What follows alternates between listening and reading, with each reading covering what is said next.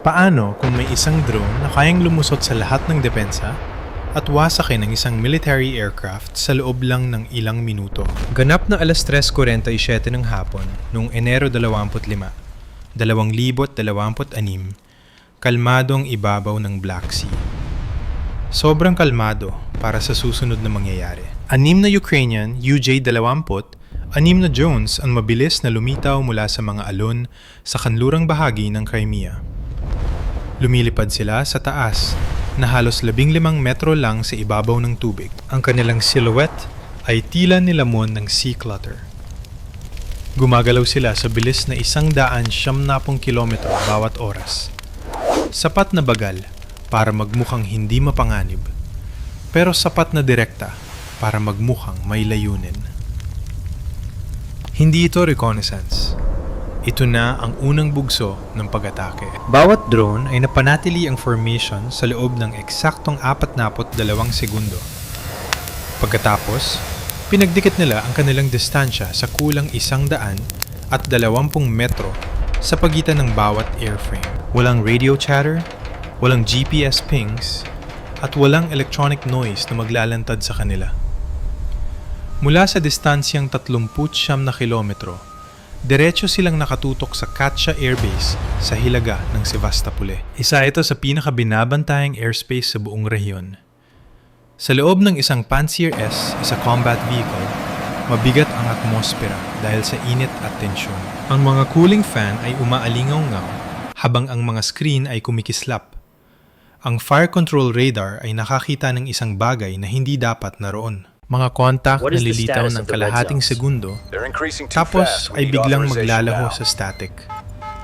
Hindi ito missiles, at hindi rin aircraft. Sinubukan ng system na i-classify ang mga target, pero nabigo ito. Ang mga composite airframes at absorbent coatings ng drone ay nagpira-piraso sa radar return nito. Minsan ay nagmumukha itong light aircraft, minsan naman ay wala talagang lumalabas. Dahil sa sobrang baba ng lipad, perpekto silang humahalo sa natural noise floor ng dagat. Para sa software, isa lamang itong anomaly. Para sa mga operator, isa itong hindi magandang pakiramdam. At narito ang masakit na katotohanan. Hindi naghahanap ng target ang mga drone dahil meron na silang target. Nakapark sa loob ng Katia ang isang N-26 transport aircraft na nagkakahalaga ng $10 milyong.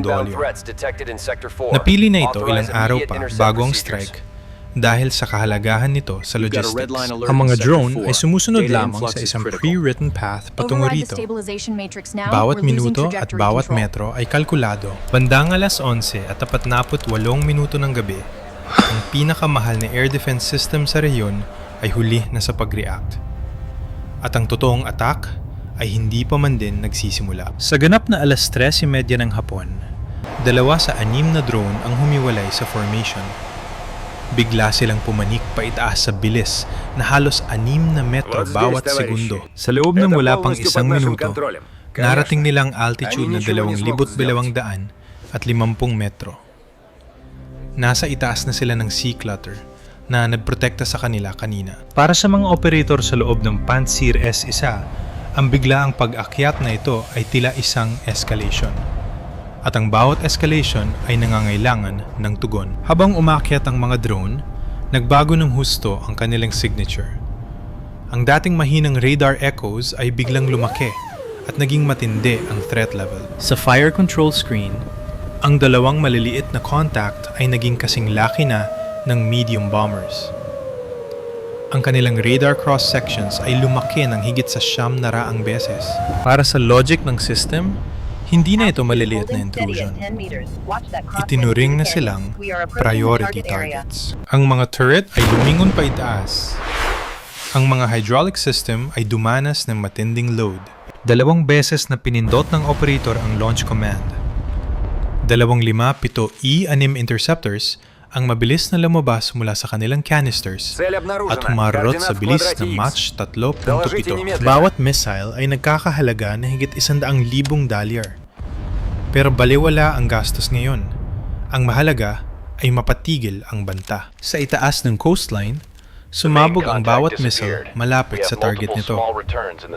Naglabas ito ng mga rings ng tungsten fragments. Ang dalawang drone ay naglaho sa isang puting flash.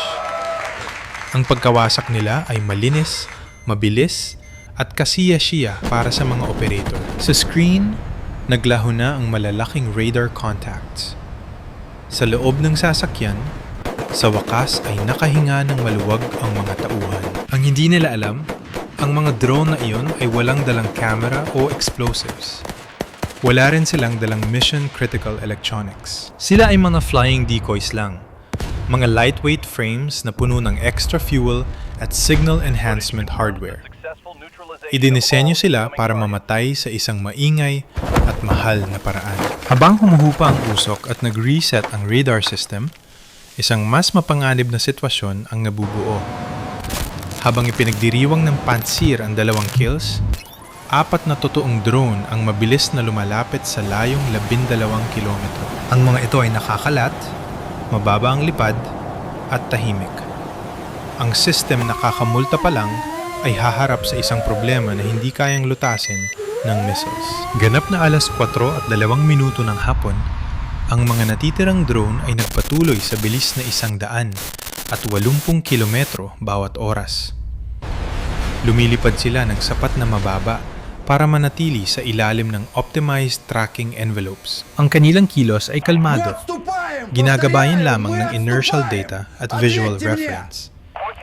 Hindi sila gumagawa ng anumang aggressive maneuver. Ang S-400 battery naman ang kumuha ng control sa engagement.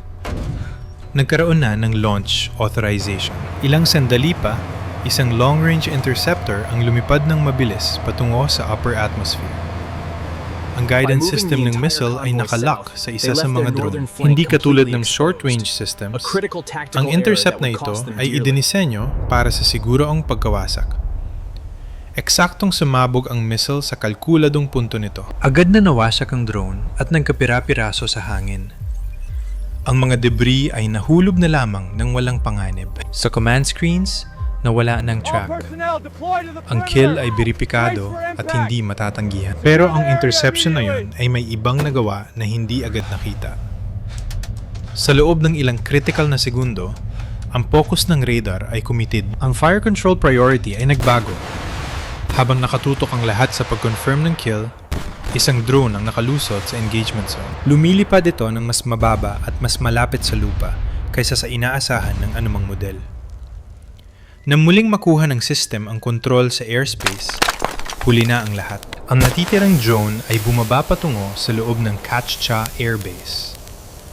Dumaan ito sa itaas ng mga service roads at storage areas. Otomatikong nag-activate ang final guidance mode nito. Pinalitan ng visual recognition ang navigation nito.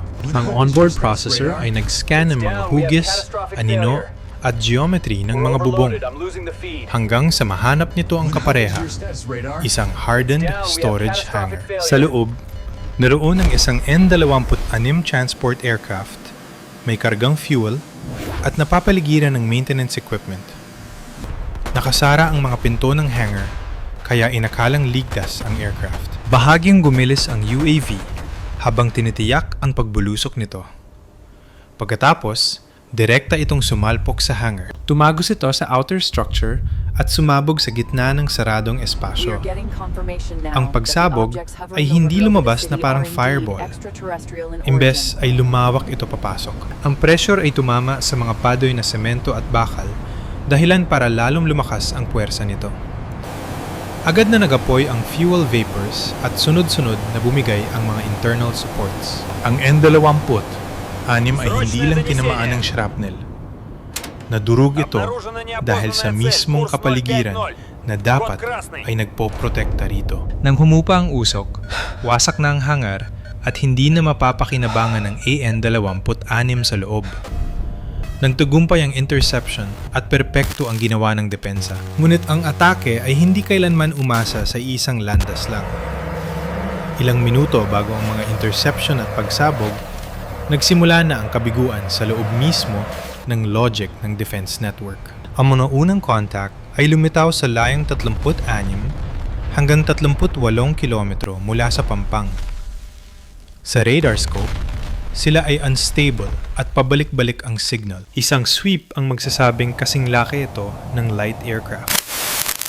Ang susunod naman ay sasabihing background noise lang ito hanggang sa tuluyang maglaho. Para sa radar, walang sasayang mga numero. Ang mga bagay ay gumagalaw sa bilis na 185 hanggang 175 kilometro bawat oras. Mas mabagal sa jet, pero mas mabilis sa civilian craft. At masyadong consistent para maging debris. Ang altitude nila ay nanatili sa ibaba ng 20 metro. Ang filters ng system na idinisenyo para mag-alis ng false positives ay ginawa lang ang kanilang programa. Binura nila ang mga target mula sa screen. Sa loob ng command vehicle, lumapit ang mga operator sa kanilang mga screen. Hindi ito malfunction. Ayon sa diagnostic checks, gumagana ng maayos ang lahat. Doon ng kaproblema. Ang mga modernong air defense systems ay sinanay na huwag magtiwala sa mga malabong signal. Anumang bagay na hindi consistent ay itinuturing na noise, panahon, o interference. At ang mga contact na ito ay sadyang nagpakita ng hindi consistent. Ang mga composite airframes at absorbent coatings ay nagpira-piraso sa radar return. Sa loob ng ilang critical na minuto, ang mga drone ay nasa blind zone ng paniniwala. Nabigo ang mga manual lock attempts. Sa tuwin susubukan ng operator na i-track ito, itinatanggi ito ng system at tinatag bilang C-clutter. Para sa software, ang pag-atake sa ganoong target ay isang pagkakamali at pag-aaksaya ng missile. Kaya walang ginawa ang system. Nang maging stable ang mga contact para mag-trigger ng alarm, masyado na silang malapit. Ang kanilang landas ay hindi na mapipigil. Ang mga intercept na sumunod ay hindi ang simula ng sakuna. Yun lamang ang sandali kung kailan napagtanto ng system na totoo pala ang banta na binaliwala nito. Nang hindi na pwedeng baliwalain ang banta, lalo pa itong dumami. Nang pumasok ang mga drone sa 14 na kilometro, nag-execute sila ng Rapid Dispersion Command. Sa loob ng wala pang 3 segundo, kumalat ang kanilang formation. Isa ang pumunta sa hilaga, isa sa timog, at 2 ang diretso sa gitna ng defensive sector. Simple lang ang maneuver na ito, pero napaka-epektibo. Ang Pantsir S-1 radar ay kayang mag-track ng hanggang 20 targets ng sabay-sabay. Kitang-kita ang bawat contact, pero ang pag-atake sa kanila ay ibang usapan. Ang system ay meron lamang 2 active fire channels. Parang may 2 kang kamay para harapin ang 4 na banta. Nagatubili ang operator at humiin ng tulong sa higher command. Sumigaw ng target data, pero nagkaroon ng kalituhan sa altitude at bearings. Sa isang digital battlefield, kung saan mahalaga ang bawat millisecond, ang koordinasyon ay bumalik sa boses ng tao at maling timing. Ang pag-uusap na iyon ay kumain ng 28 segundo. Sa drone warfare, ang tagalan niyon. Isang kalapit na book system ang sumubok na tumulong. Ang radar nito ay mabilis na nagpalipat-lipat sa mga target.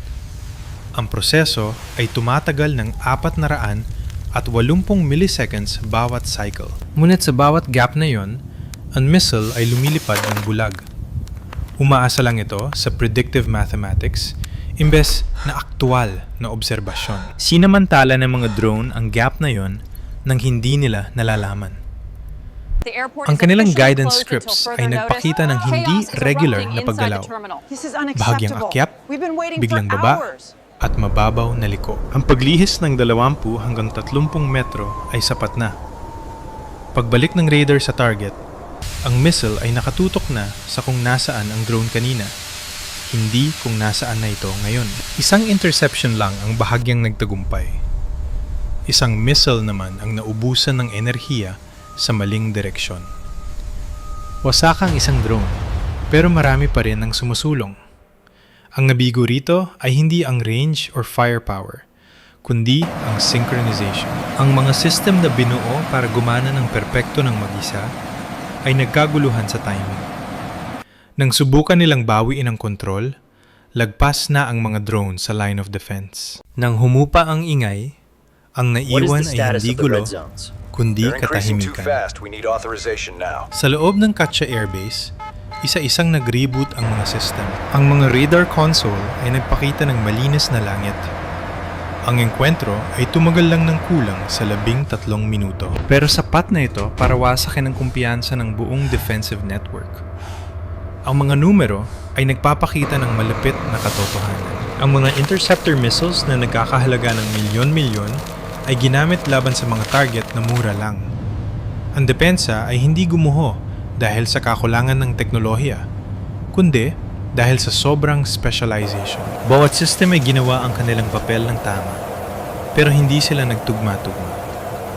Ang mga drone ay dumaan sa mga puwang sa pagitan ng mga layers ng depensa. Ang pagkawasak ng AN, 26 sa loob ng hangar nito ay hindi isang aksidente.